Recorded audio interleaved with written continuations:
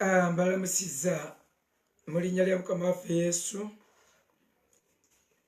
Enze Mukuye Gerard.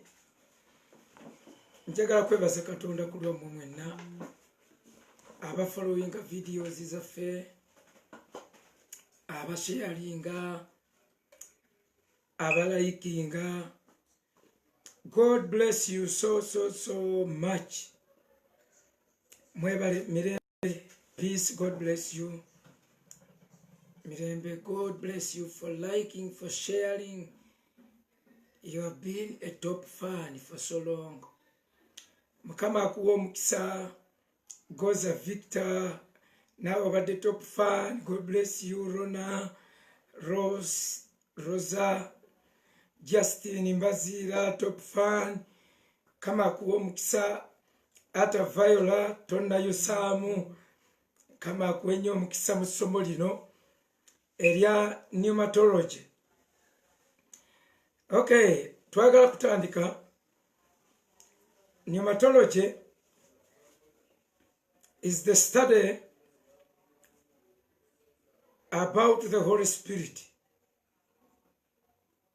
Pneuma means spirit and logy means study. Kati twagala mukole notice mirembe peace top fan. Buli top fan ojja kukola ebibuuzo. Victor, Goza, mwenna mujja kukola ebibuuzo.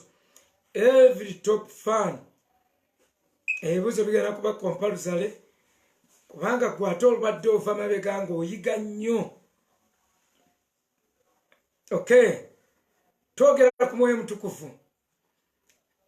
Nakizuula nga kya muwendo mungi okutegeera Omwoyo Mutukuvu okusooka okusinga essomo lyonna. Tusitwagolinga nnyo n'obulamu nga tetwandisitwagolinze. Tukaba amaziga agatali gaffe ge tutandikaabye. Tutya abati bye banditidde bo ne baguma okuguma kwaffe, ffe ne tukaaba amaziga gaabwe. Naye nga tulina omuntu gwe twayiginowalinga ye Mwoyo Mutukuvu. Mwoyo Mutukuvu ono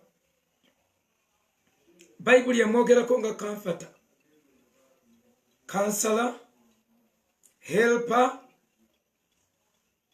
intercessor, advocate, strengthener and standby. Ye Mwoyo Mutukuvu. Tumwetaaga naddala mu bulokozi buno bwa ssekinomu. Bayibuli egamba obeera n'oyo oba omaze tewaba agamba munne nti manye Mukama kumulumiriza. Ne tujja nga tulaba ebintu bingi naye kweno paati ey'13 ojja zinoonya oyongera okwetegereza. Tugenda na bubonero era the signs of the Holy Spirit. Twagambye the signs of the Holy Spirit bwe the characteristics of the Holy Spirit. Tuyiga how to live, how to be with the Holy Spirit. It is easy to be filled with the Holy Spirit, but it is not easy to relate, to walk, to move with the Holy Spirit, to work with the Holy Spirit. Kyangu okufuna Omwoyo Mutukuvu era buli omu asobola okumufuna kubanga kirabo ekituweebwa era kiweebwa buli mubiri yenna. Naye okuuma Omwoyo Mutukuvu n'okutambula n'Omwoyo Mutukuvu bikaluba. Lwaki? Buli wotambula n'omuntu gw'otamanyi, buli wotambula n'omuntu gw'otamanyi kiba kikaluba okuwangaala naye. Ati buli kyayogera ogamba buli kyayogera bwekanga bwekanzi. Kati kyamakulu nnyo okumanya ne tutegeera the person of the Holy Spirit. kubanga twamulabamu obubonero obulaga obw'obuntu ne tumulaba ng'Omwoyo Mutukuvu abantu basobola omulimba wadde tekiba successful, it can be lied to. Ekyo Petero yakyogera mu Bikolwa by'Abatume 5:2. Ayina feelings mbu n'agaba ebirabo nga bwe yayagalanga. Ayina mind, ayina feelings, asobola okubeera quenched, asobola okusanyuka. Mwoyo Mutukuvu n'asiima, n'okusiima asiima, n'agaba ebirabo nga bwe yasiima. Ayina qualities ez'obuntu, kyekimwongezaako nga tica n'ebirala byonna. Kaakati qualities endala ezituyamba okutambula naye tuzijja mu bubonero. Mu bubonero bwe 1 dove twakamala. You may not repeat yourself by writing the same. Water, amazzi twagogerako ne tugamala. Oil, ng'akabonero, amafuta twagogerako ne tukamala, nako ne tugamaliriza. N'ebirungo byago, amafuta ag'ekisitaano ne twogera ebirungo byago, ng'ebyo byonna byali bijjayo characteristics ez'Omwoyo Mutukuvu oba Omwoyo Mutukuvu ze yettanira. Obubonero buno bulaga emirundi ebiri: the qualities of the Holy Spirit, or the qualities of the people who are worthy of being the Spirit, of working with the buno bwezijjayo. Ne twogera ku mpewo indi eyo gye twasembezaayo mu katambi akawedde. Windi ne twogera ti kabonero ka Mwoyo Mutukuvu kusinziira mu Bikolwa by'Abatume, Acts chapter 2 verse 3. In fact verse 2. Bikolwa by'Abatume 2:2 agamba bwe bali mu kisenge ekya waggulu, empewo ey'amaanyi nekka nejja. Kati empewo ey'amaanyi ne tukiraba nga kyali ekiikirira Omwoyo Mutukuvu nga kikulu nnyo mu okukimanya. Ne Zabbuli twayogedde ku kiwonvu ky'Ezekeeri, ekiwonvu ekiri mu Ezekeeri 37 layini ey'14, naye bw'otandikira ku lusooka ofunamu nnyo. Naye luli lugamba empewo ennya ne zijja ne zireeta breath, ng'Omwoyo Omutukuvu, jjukira mu lusooka lw'olugamba Omwoyo Omutukuvu n'ajja n'antwala mu kiwonvu. Kati Omwoyo Omutukuvu tugenda okulaba waali gy'atutono mu kiwonvu, waliyo empewo evaayo n'ereeta obulamu mu magumba agaali geebase. So when the Holy Spirit comes, he brings life in the dry bones. Naye asooka bikuŋŋaanya. Kyetuva twogera the grace of our Lord Jesus Christ and the love of God. Then the fellowship is of the Holy Spirit. Fellowship is to come together. Omwoyo Mutukuvu ebyo yabikola, yakola fellowship. Is the one who brings people together. Is the only one who can bring our minds together. Aleeta emmeeme zaffe wamu n'azigatta.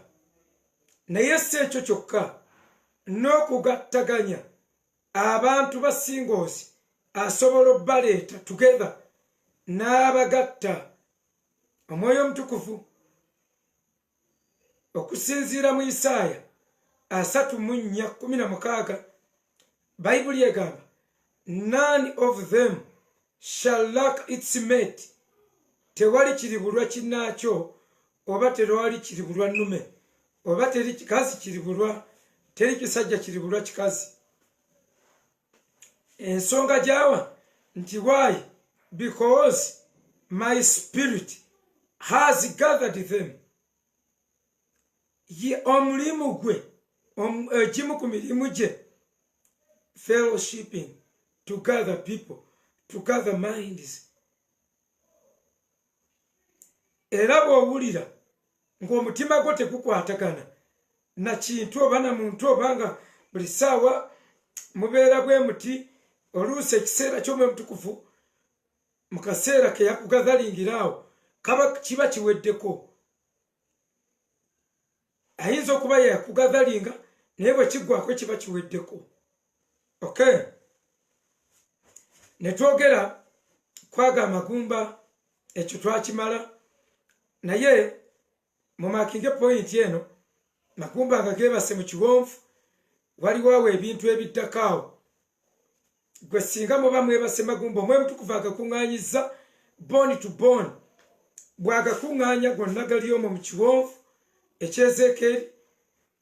Singa wabaawo eggumba mu bw'obugumba bwammwe ne mweraba ekiddako rattling sound, muba mugenda kukuubagana ng'amagumba, tegaliiko flesh, tegaliiko nga tekuli fresh. Therefore olindako Omwoyo Omutukuvu aba alina kyakola, mumuwa obudde n'akikola.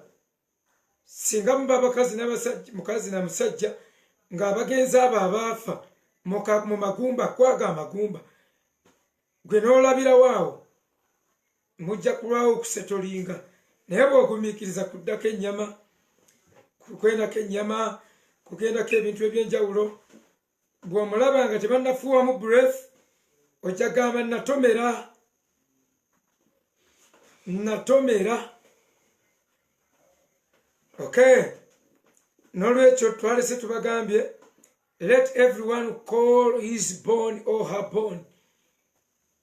Kiyinza obutaba mu byabasingo byokka, waliyo abantu boyina okukola nabo, waliwo abantu boyina okugwa mu ngalo ne bakwongerayo ne bakutugabira n'akutwala ku mulala n'akwongerayo n'akutuusa ku oyo alikwongerayo, alikwongera kwalikwongerayo mpaka wolituuka kwalikutuusa ku destiny yo.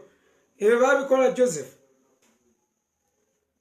Kitaawe yamutikka emmere n'amwongerayo, amutusula ku baganda be ne bamwongerayo bamusuula mu kinnya.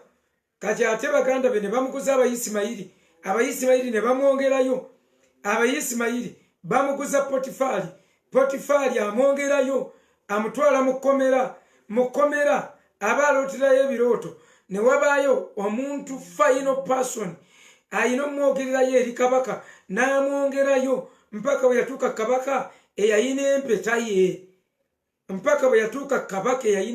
ye, era bwe yatuuka ku kabaka Falaawo n'ajjako empeta ye n'ajambaza Yusufu.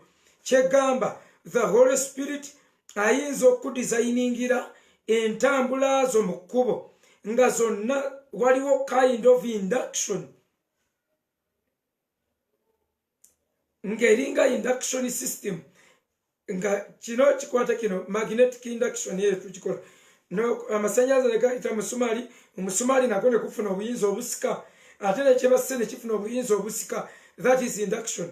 Kakati Katonda akola ebintu ebyo nnyo, akusisinkanya omuntu ng'omuntu oyo agenda contributinga kitono ku kweyongerayo okwo.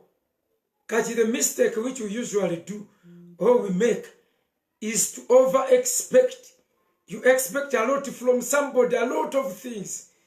Naye nga si assignment ye ako ngera bwe mulaba ne Yesu buli omu yamukolako katono.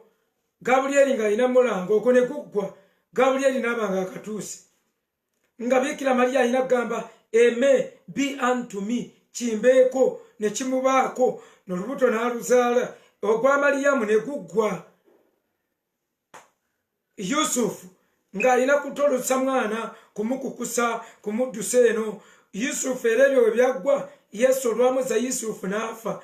Ogwo ogugwe ne guggwa ku Yesu. Buli omu akolako katono. Solomon ng'alina mugulira ngoye bamaliya. Mariyamu ng'alina mukonfatinga ng'akyadde waka. Nga Maliza alina kufumba kyayi kwetala. Ku Yesu buli omu akolako katono. Naye okumanya abantu Katonda bakuteeredde magendako, weetaaga Omwoyo Omutukuvu. Yajja okugambanga mugumiikirize, mugumiikirize tye. Yamanyi oli agenda okutuusa kwoli, alikutuusa kwoli, alikutuusa kwali, mpaka oli alikutuusa kwasembayo. Asembayo yalijjako empeta ye. Bw'oliba teweesitadde ku bano n'agikwambaza, ojja kuba otuuse mu destiny yo nga bw'olaba Joseph. Emitendera Joseph gye yayitamu. Please think about it. Tolowooza nti ebintu byonna mu kkubo temubaamu challenges. Katonda nga tannaba kkebera gye bakutwala, asooka kkebera destiny gy'olaga. Nga tannaba manya kuddamu ssaalayo maziga go, asooka kkebera. Abagamukaabya gatunudde sayidi ki? Waliwo amaziga nga goolekedde destiny. Kakati bwe twogera ku wind, we are talking about the wind etuukiriza ekigambo kya Katonda. Psalms 147:18, Zaburi 147 line ya 18. Bayibuli eyogera ku mpewo etuukiriza ekigambo kya Katonda. Waliyo empewo nga yetuukiriza ekigambo kya Katonda. Twagambye there is a difference between air and wind. Air may not necessarily be moving, but wind is a must. Wind means moving air. Kati eba moving air, olwokuba wind means moving air, bwe twogera ku wind as a sign of the Holy Spirit, tuba twagala olowooze ku Mwoyo Omutukuvu nga empewo esobola okwongerayo mu directions ez'enjawulo. Ekyo twakisomye ne mu Yokaana essula yokusatu line ey'omunaana. Bayibuli ng'egamba nga abantu abazaalibwa Omwoyo babanga empewo. Oyinza obutamanya direction na gyeva, naye nga yeebezze era eba eyina ensonga. Be bantu abazaalibwa Omwoyo babanga empewo. Kati ntegeeza kimu ekyo? Abantu batono nnyo abasobola okugumira ebyo. Kitwakyogeddeko sijja kiddamu, naye mumanye kimu nti Omwoyo Omutukuvu ategekawo sometimes the chariots which take us to our destiny, or which are supposed to take us to our destiny, are human beings. Mumpaayo eyo gye bakuwanyisa nga bwe mulaba amatafaali. Oli n'aliwa kanyugira munne, ono n'aliba kano, oli n'aliwa munne, n'oyo n'aliba kano, oli n'aliwa munne. Munnange togambanga lwakuba mu ebintu byonna mwabigatta ne mubiteeka mu mizimu. Every suffering demon, every suffering it is a curse. Every suffering something is following you. Every suffering gwe n'otamanya nti we are only lacking the knowledge of the Holy Spirit. Because if I have the Holy Spirit, there is no any other spirit who can coexist with the Holy Spirit. The Holy Spirit does not allow. He will never allow. He will never share your heart with another spirit. With another spirit. It is impossible. Naye ebbanga church lyemazeewo yeerangirira yokka titejjulanga Mwoyo Mutukuvu. Because everywhere they are casting demons. In every corner they are casting demons. And you shall be casting them mpaka wetunava ku dunia, until the church will know that there is another spirit, the Holy One. Until you welcome the Holy Spirit, the evil spirit will take control.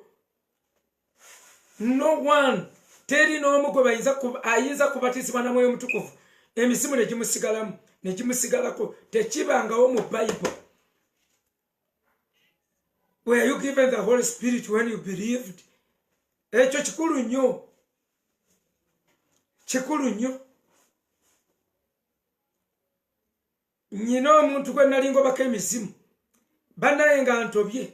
Mpise mu procedures zonna ze mmanyi. Nensaba Katonda abeeko ebintu byandaga ku muntu.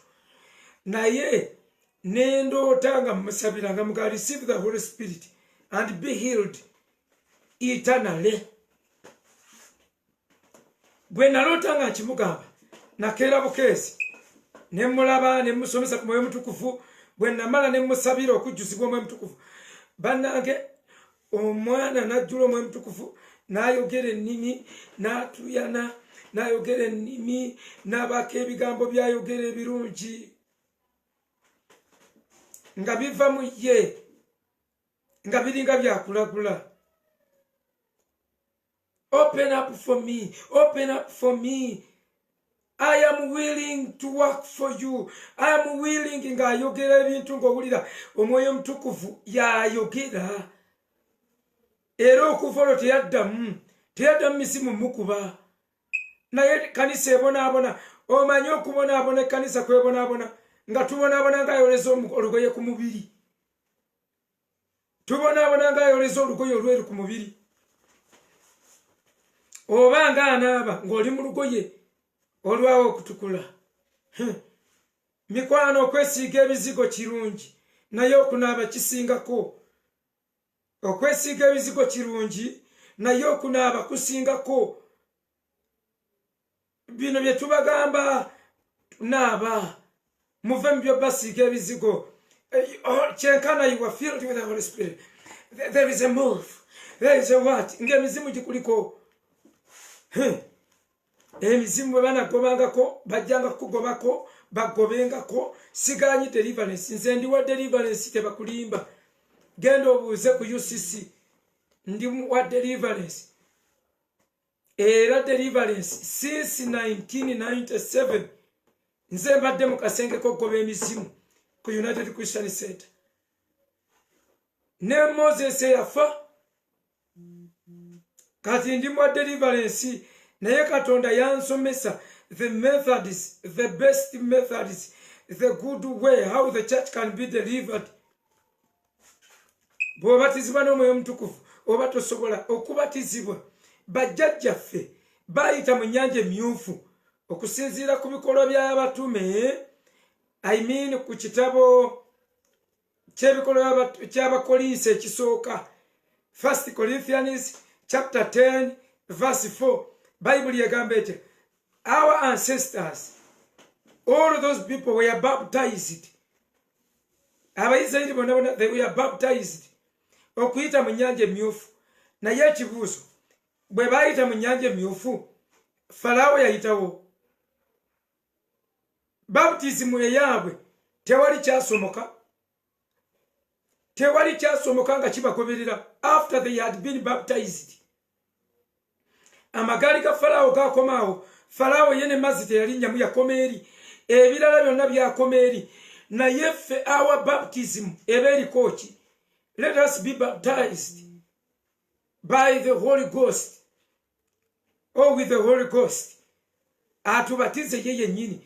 Ojja kulaba ebintu byonna nga bikomaawo. Tubatizibwe n'Omwoyo Mutukuvu.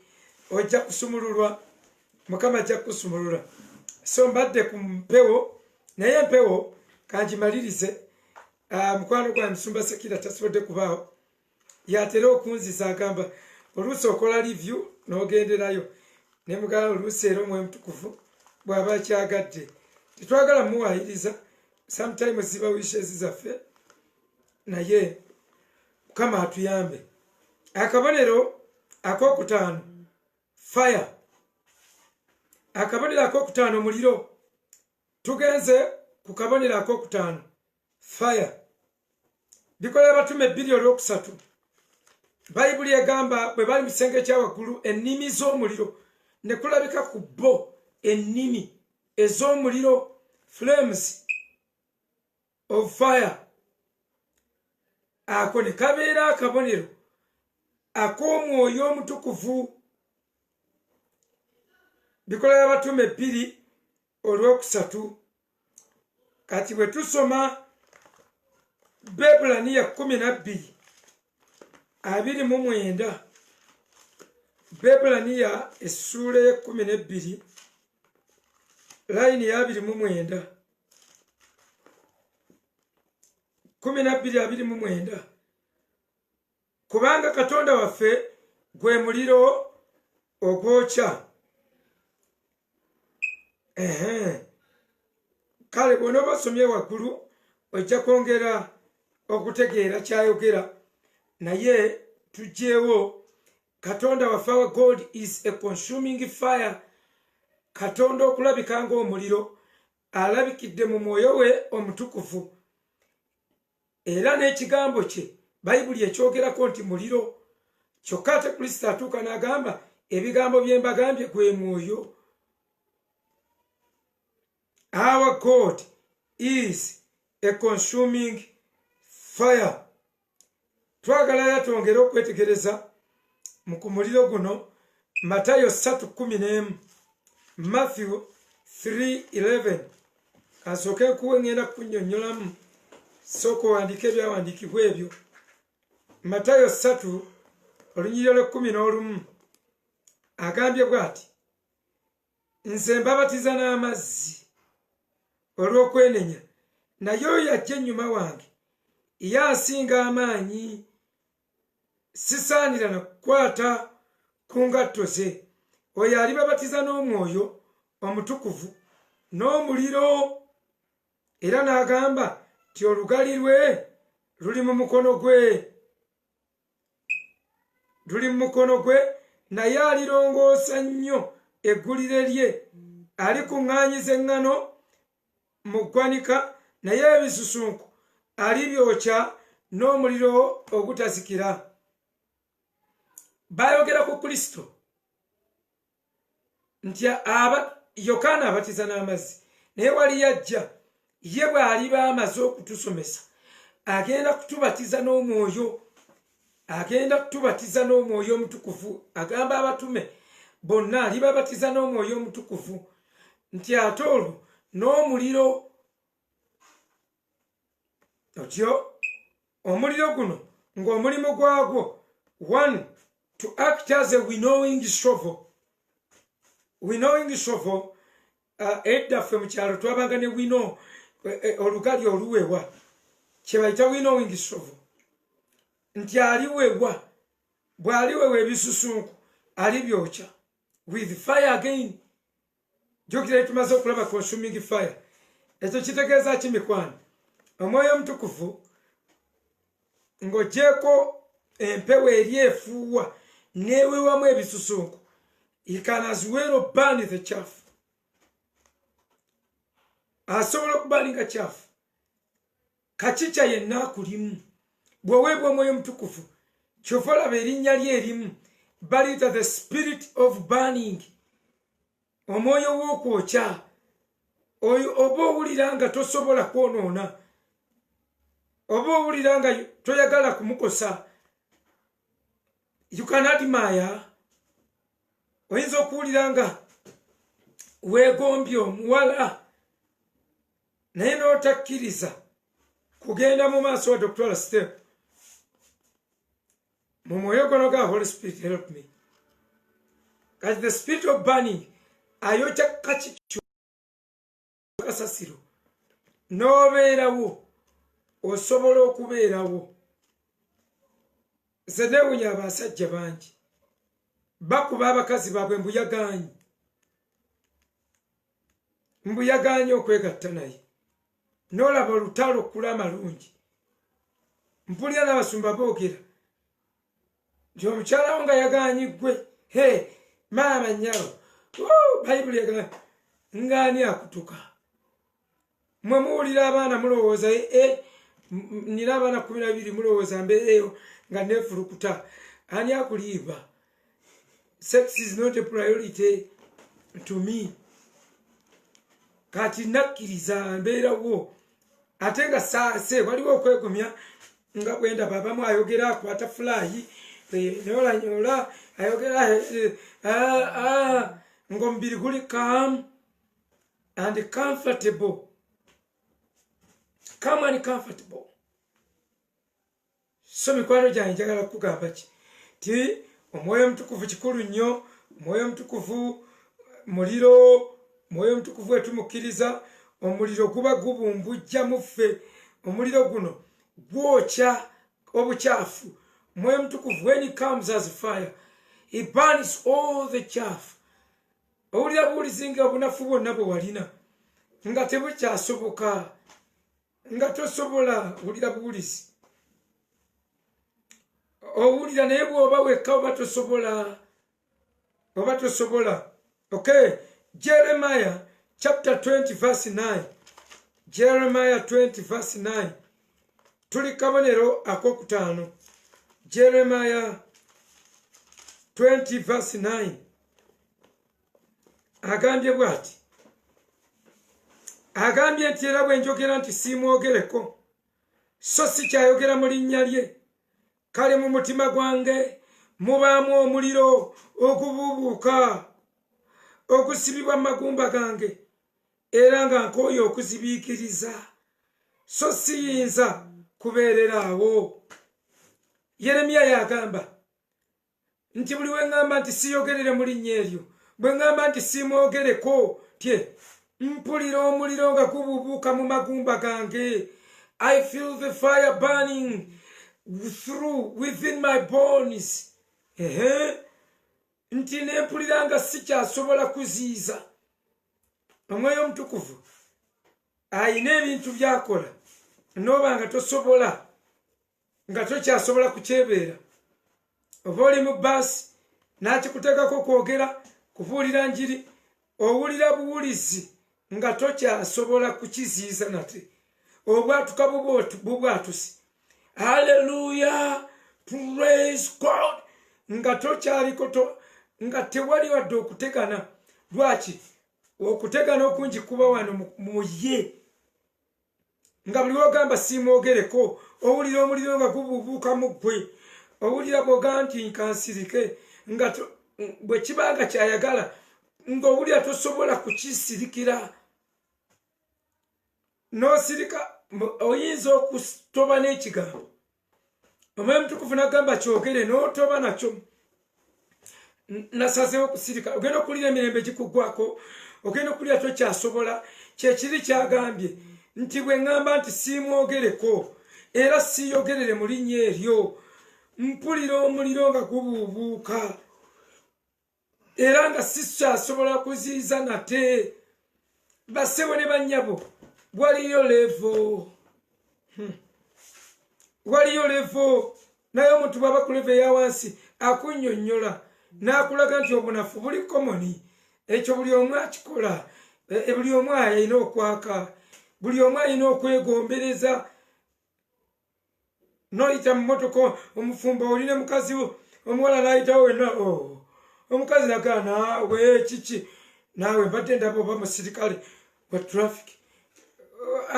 Ebyo biba tebijja kukoma until you get baptized with the spirit of burning.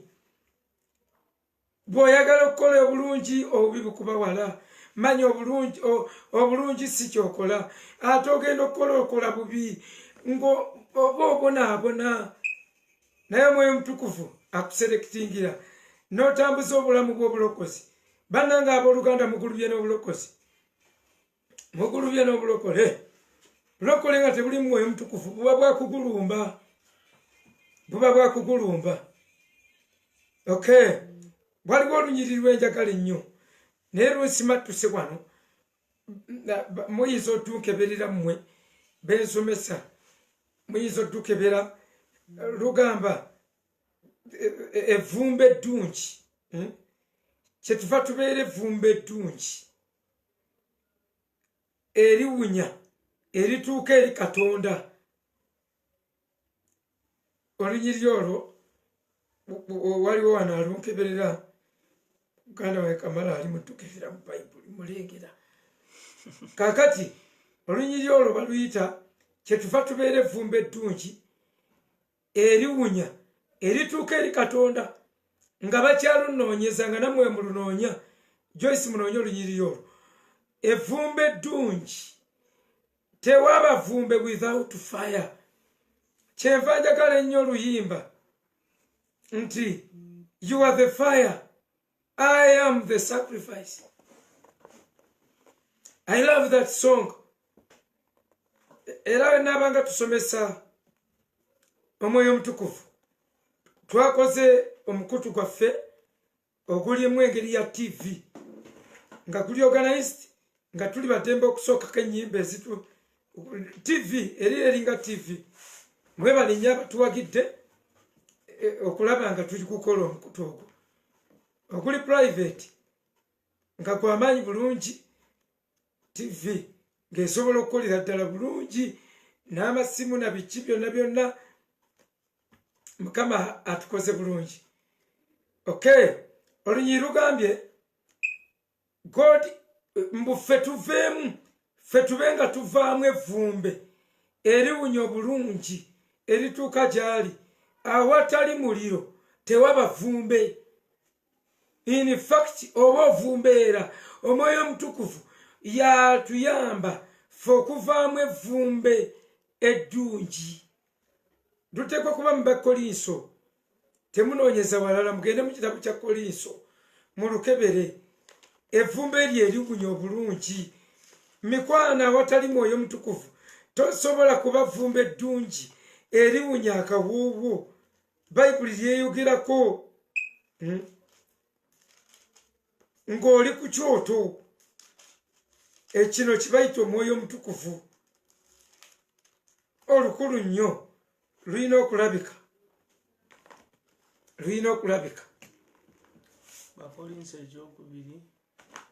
kati evvumbe eryo eddungi buli lw'obeera ku kyoto kye bayita Omwoyo Omutukuvu otandika okuwunya obulungi akawoowooko ne katuuka eri Katonda.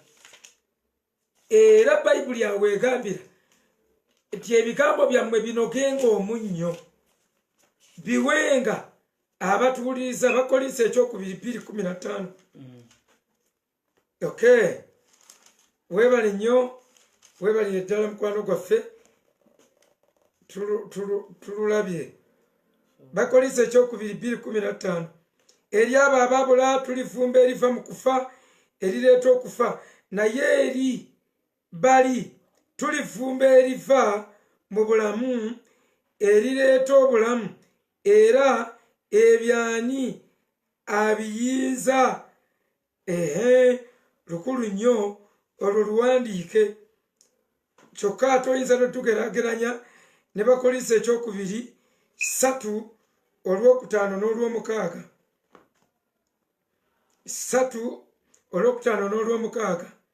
Si kubanga ffekka tulina obuyinza okulowooza ekigambo kyonna ekiva gye tuli, naye obuyinza bwaffe buva eri Katonda era eyatuyinzisa ng'abaweereza b'endagaano empya, si abaweereza b'ennyukuta wabula ab'omwoyo, kubanga ennyukuta etta naye omwoyo guleeta obulamu.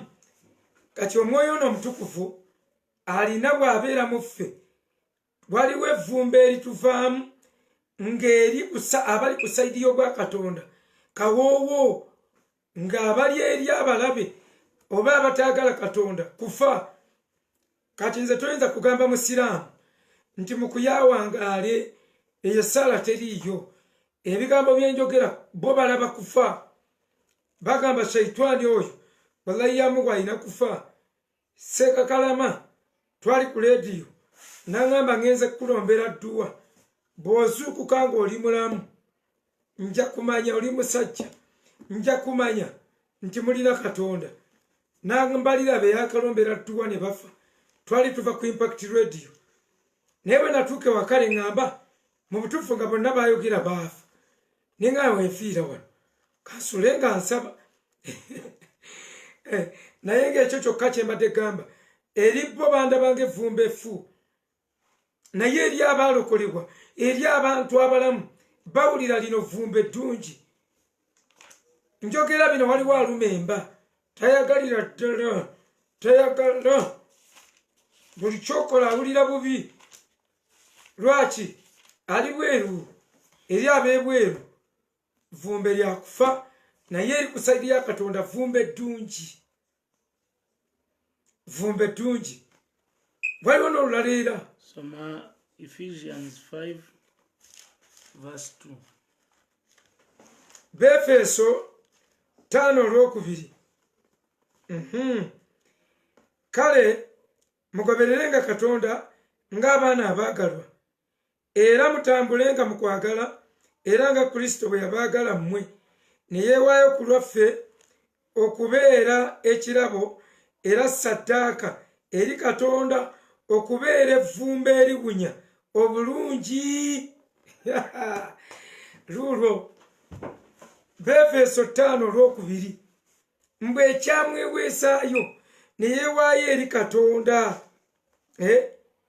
era nga Kristo bwe yayagala mmwe ne yeewaayo ku lwaffe okubeera ekirabo era ssaddaaka eri Katonda okubeera evvumbe eriwunya obulungi. Okay. Ne Bafilipi 4:18. Ne Bafilipi 4:18.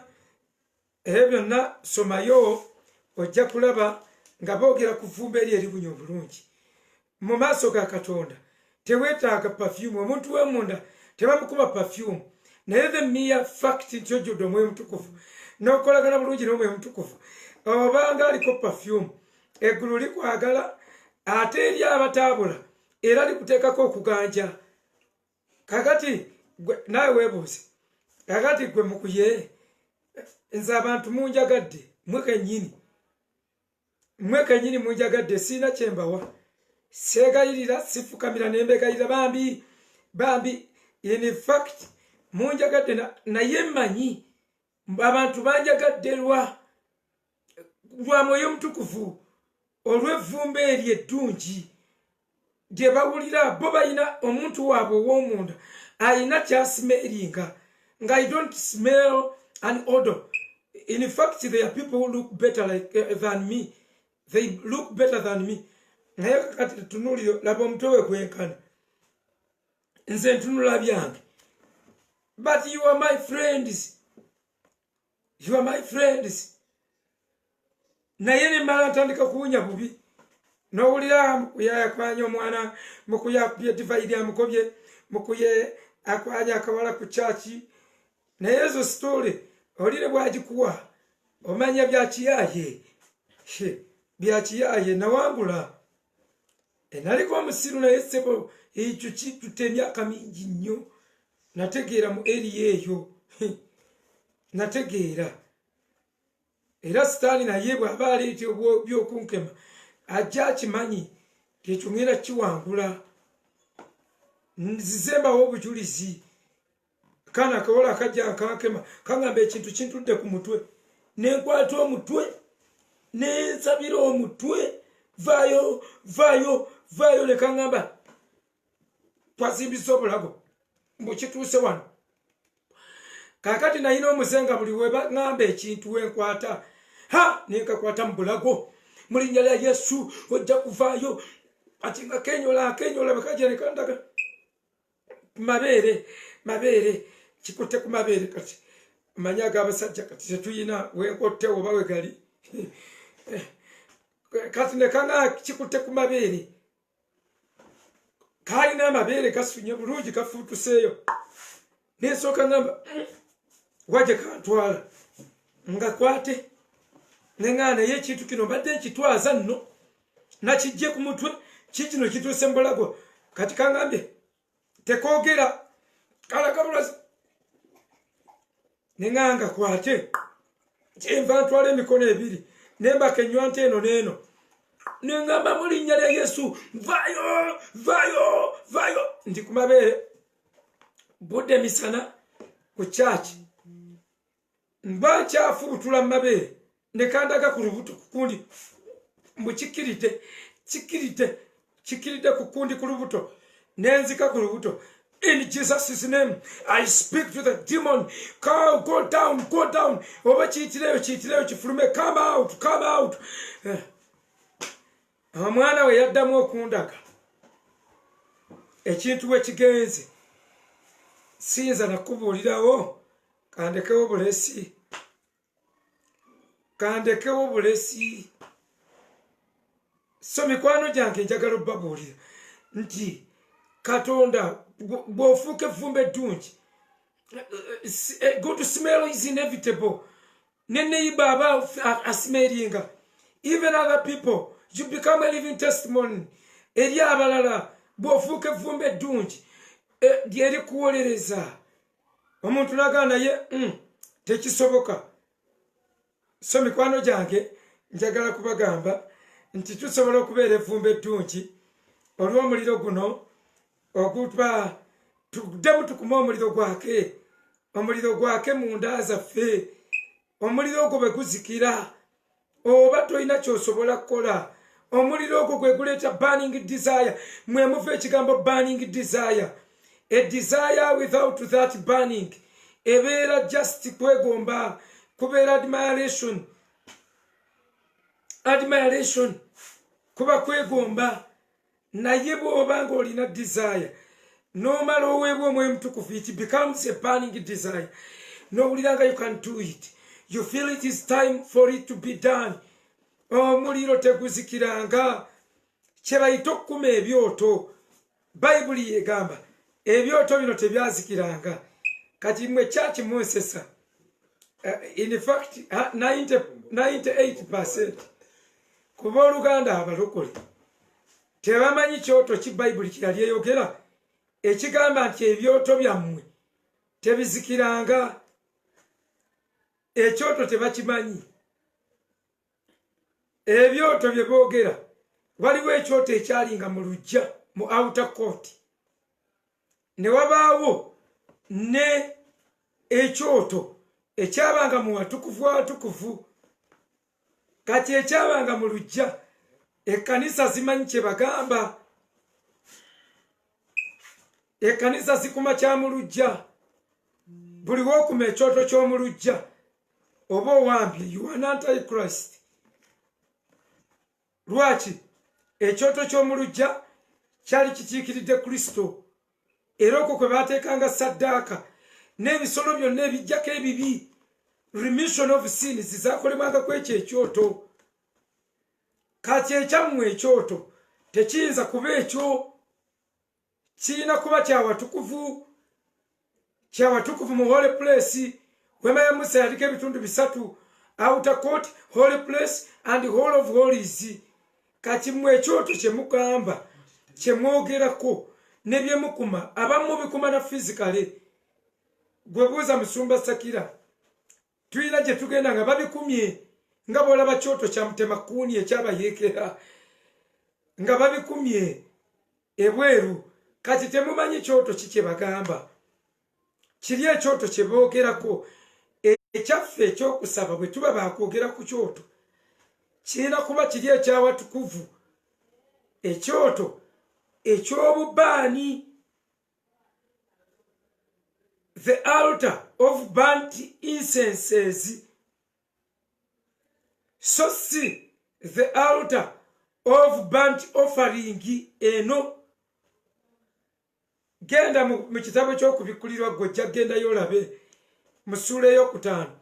Okusaba kwaffe layini ey'omunaana, kubikkulirwa 5:8. Okusaba kwaffe bakutwala ku kyoto kiri. Bayibuli egamba nti obubaani buno bwe baalaba nga buli mu kibya tibwali bukiikiridde okusaba okw'abatukuvu.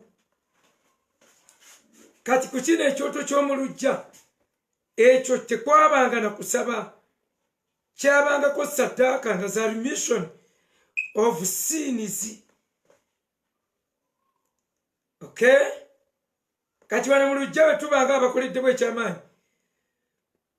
we lay down our physical bodies, we dedicate our outer bodies, these bodies.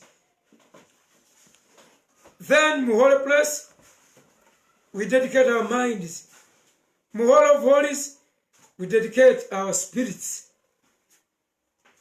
Kati kyoto kikyokuma kubanga kiri kikikidde Mukama waffe, era Bebulaniya 13 okuva ku 13 ekigaana ekiri pulesinga kyo kino eky'omu luggya 13 agamba nti ng'ebisolo biri.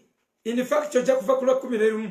Hebrews 13 from 11 to 13 agamba ng'ebisolo biri ebyaggyibwangamu omusaayi lyotyo n'ennyama yabyo neeyokebwa ku kyoto. No, ebyaggyibwangamu omusaayi ne gumansirwa ku kyoto, ennyama yabyo bwe yayokerwanga ebweru w'olusiisira, naye bajjangako amasavu ne bagateeka ku kyoto ne bagookya. N'agamba bw'atyo ne Kristo bwe yali, ng'akugamba ekyo kyali kikikiridde Kristo. Kati tuyinza kuba ekyo era tuyinza kukuma ekyo. Tukuma kiri ekyokusaba. Tukuma kiri ekyokusaba. However akabani kali akanyookanga, evvumbe lyako lye lyatukuzanga abatukuvu, lyakolanga bulungi nnyo kabona ng'ayingidde abatukuvu abatukuvu. Essomero gye liri tujja disomesa. Tujja kusomesa the tabernacle of Moses. Tabernacle of Moses tujja gisomesa. Then olunaku lw'enkya nja kuba tusomesa ku kabonero akasembayo ak'omukaaga n'ak'omusanvu. Tubenga obubonero tubumaze. Omwoyo omutukuvu tugenda musoma nga mu theological colleges bwe balina okumusoma.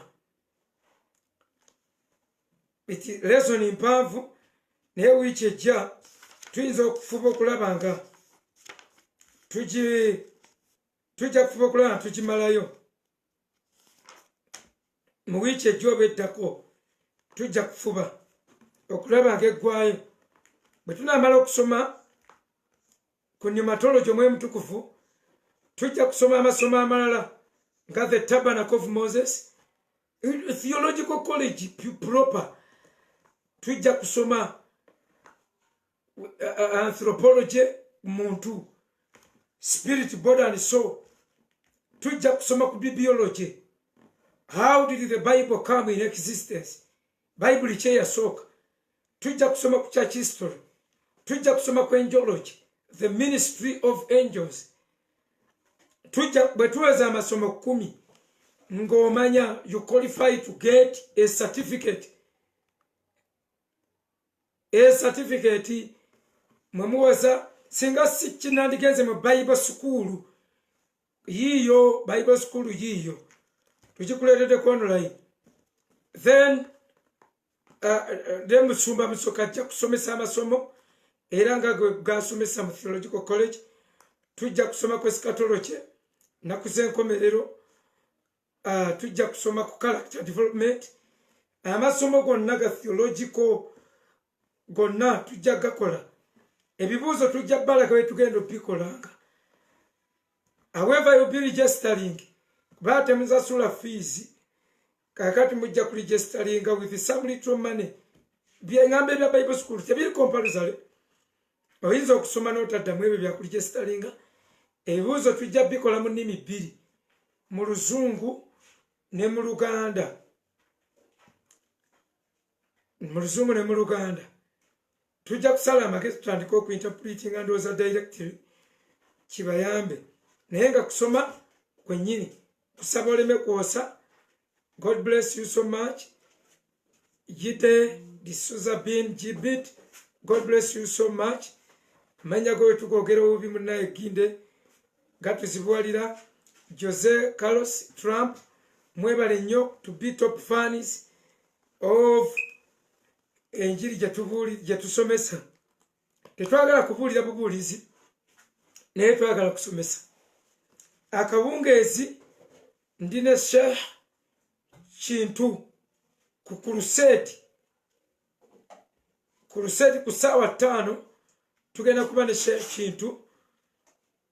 Yali musomesa mu Busiraamu n'alokoka, n'olwekyo tugenda kuba naye esikawungeezi ku ssaawa 5 ez'ekiro. Today gumulamu ojja otwegatteko ku crusade.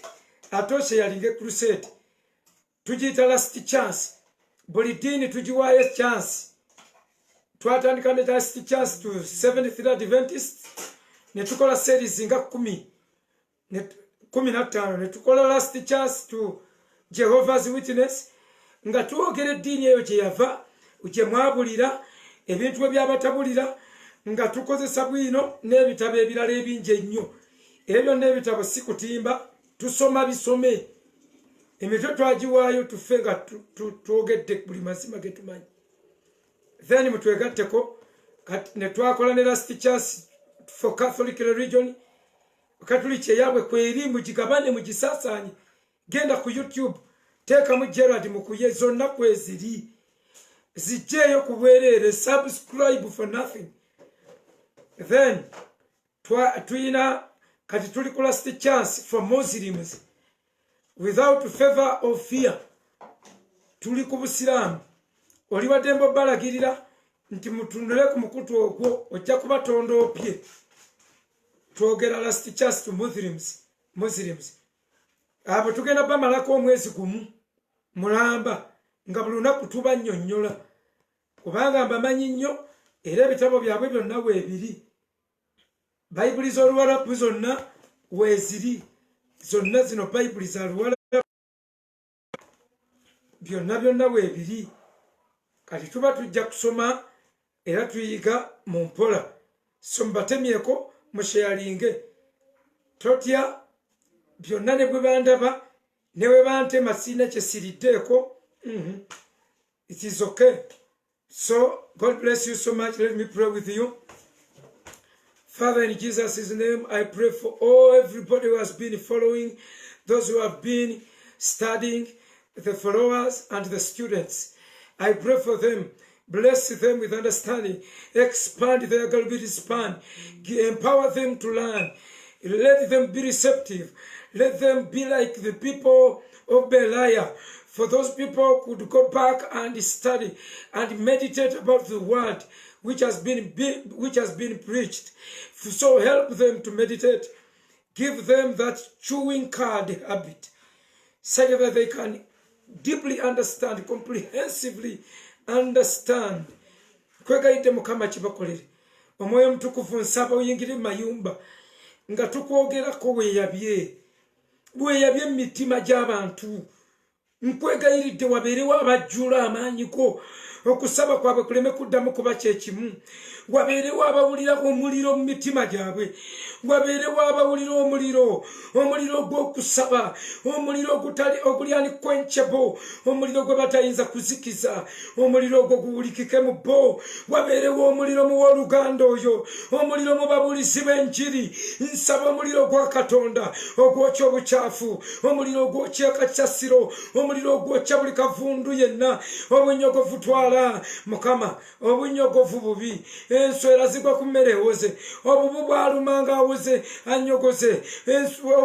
Okunyoka kwonna kunyoka ku bintu biwolongose. Obunyogovu twala. Bayibuli egambye onyogoga tonyogoga, naye ngenda kusesema. Taata nga tonna tusesema, twewaddeyo kyasi gy'oli. Otuleetera omwoyo wo, ofuka omwoyo wo ku buli muntu, jjuza omwoyo wo mu buli mutima.